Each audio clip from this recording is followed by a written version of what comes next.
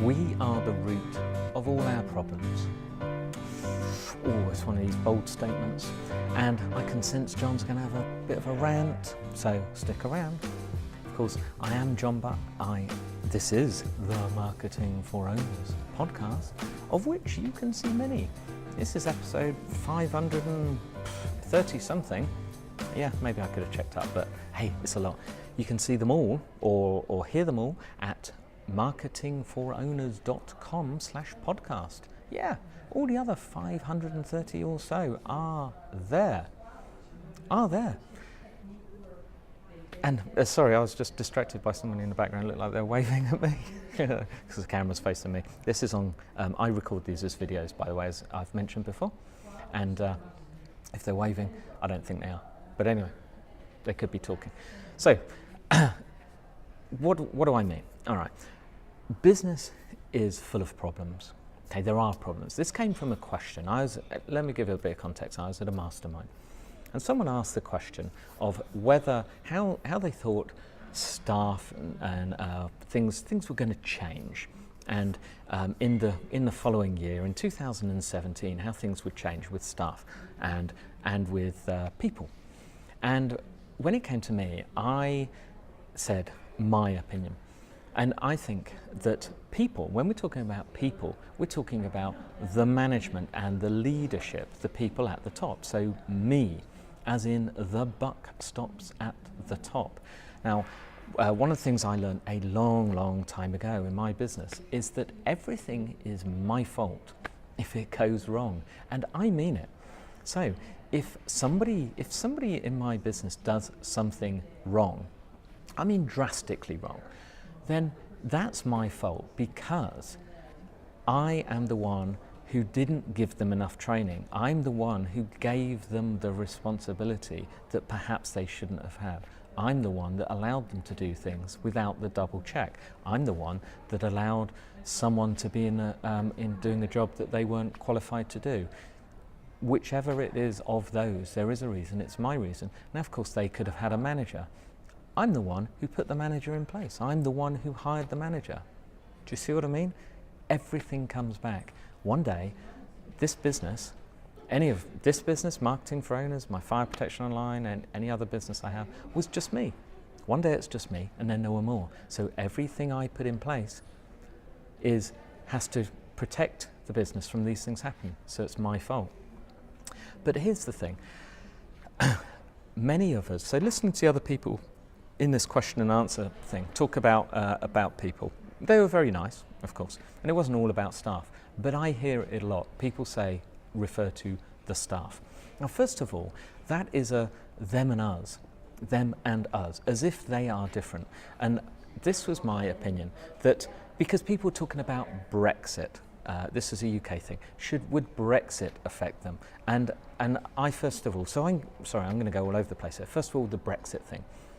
The Brexit thing leads to uncertainty. So did the banking collapse of 2008, 9, whatever it was. So did the recession before that. Everything leads to uncertainty, and then it all comes back again. So we're all worried about the future. We all believe the hype that's talked up in the media and in the newspapers, especially in the UK, where they talk up hype where it doesn't exist, and then we start to believe it. And then we question things, when all we have to do is just get on with our work. It affects everybody the same, everybody equally. Some people gain more money because they import stuff and they export things, and it's cheaper for people who buy when they export. Around, some lose. Wins and losers all over. So that's not it, it's other problems.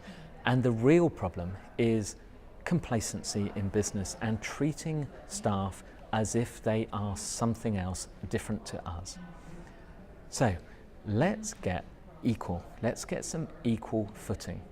This is the thing, because when you think those problems are caused by someone else, you think it's someone who is below you. You want to naturally blame someone. That is the nature of life. We all want to blame somebody. It's very hard to take responsibility when it's not direct. Look at politicians.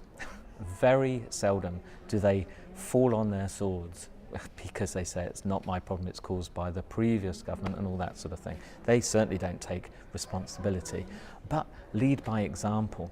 So show your staff how much you care and show how much you value them. These are human beings. They can have babies. They can drive cars. They can put their kids in school. They can have mortgages, right? They're just the same as you. You are not, it's not management and staff, it's all of us. We all work for a company. You may get paid more, they may get paid less, but everybody is a cog in the gears of that business. Everyone has a responsibility. Your responsibility is to give them the adequate training and to make them feel confident, to give them the confidence to be able to make the kind of decisions they are perfectly comfortable making in their private life at home. That's what's important. You've got to remember that they can do things extraordinarily well. And it's only you. Are you a control freak? Are you of the case of, well, nobody can do it as well as me? That's because you've been doing it forever and nobody has told you you were doing it wrong. And when you learn to do something, you were probably rubbish at the start. Then you did it over and over because you had to and you got better. But no one was going to be able to tell you. No one was around to tell you you weren't very good because you're the boss. And even now, no one's going to tell you. There are many things that you do that people think, why does he do that himself? He's not very good. But you're the boss. So get that equality. Allow your staff to make decisions and allow them to make mistakes. Convince them, right? Convince them that they are your equal in this. You're all in it together. So talk to them, right? Talk to them. Involve them in things. Tell them how much stuff you sell. Tell them how much profit you make. Why are you scared? Do you think, they all think you're a millionaire even if you're making a loss. They all think you drive a Ferrari. Why not be honest? Why not be honest and explain how well your business is doing? Okay? Involve them and then they start to feel more involved. Explain why the company exists, what its mission is, what it does, how it contributes, how it helps people, how it does stuff. Ask them for their help with that, forming that message. They feel more involved, right? And then take responsibility for the problems in front of them, openly. Speak to them, explain how it's their problem. Explain it, and this is the thing. The problems are yours. Explain to them why they're yours. And then you'll find they will start to willingly take some of that responsibility too. Okay? So remember, and by the way, for all the noise, for anyone listening to all the noise, I'm in a hotel, in a big, posh, swanky hotel, the Park Hyatt Avira or something in Carlsbad in San Diego, and there's lots of other people around doing their stuff. So that's why the noise if you're not watching on video. But anyway, remember that. Take that responsibility, and then your entire those problems will start to melt away because people will feel empathy with you, and they'll say, "No, that's my fault. I'll make better," because they understand that you understand. I hope that makes sense. It sounded much better in my head before I said it. Anyway, you know I just ad-lib these, so sorry if I don't have notes. It is Thursday. It's time for Drive Time podcast. And today we've got the business of story. Now recently, I remember I talked to Michael Haig. If you haven't, go to marketingforowners.com/podcast/523. It's a Hollywood screenwriting consultant. The guy's brilliant. I loved that episode. But he talked about how to format stories. Well, the business of story is, this is presented by Park Howell. It's actually one of the Convince and Convert group, and I don't know how that kind of works, but it's one of those group that is syndicated through the Convince and Convert thing, which means it's great. It comes out weekly, but what they do is they interview people and they discuss how story is used in business. And this is the thing. Remember, It's not adverts, not anything. People listen to stories. We read stories, we watch them on the movies.